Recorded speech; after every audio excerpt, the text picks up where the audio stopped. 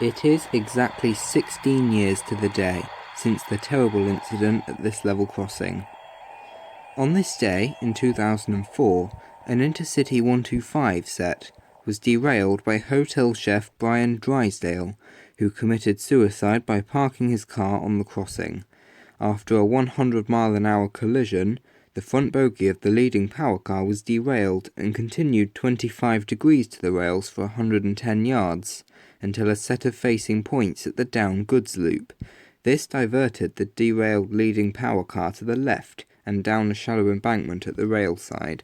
All 8 coaches followed in a catastrophic derailment, including Mr. Drysdale and Stan Martin, a train driver with 30 years of experience. 7 people lost their lives that evening.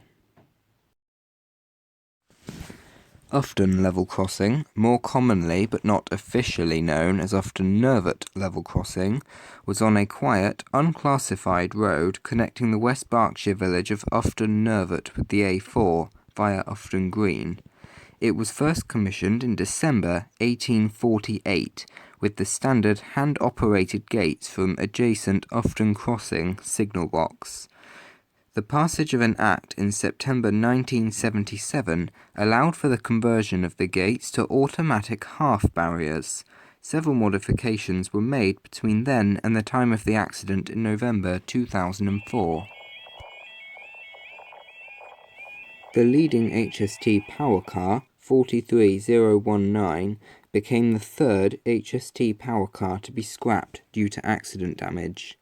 The trailing power car, 43029, had been derailed in the Luxeulian Valley in 1991 and had set an all-time record for the shortest HST service ever formed, as it ferried the passengers back to the previous station.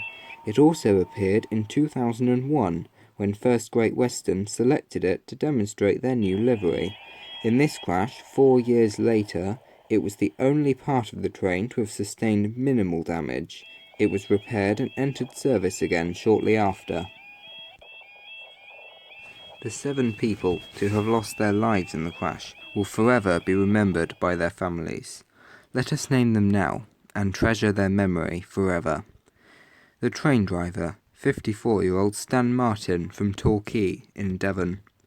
38-year-old Anjanette Rossi and her 9-year-old daughter Luella Main, both from Newbury. 72-year-old Charlie Matthews from Warminster in Wiltshire. 55-year-old Barry Stevens from Wells in Somerset.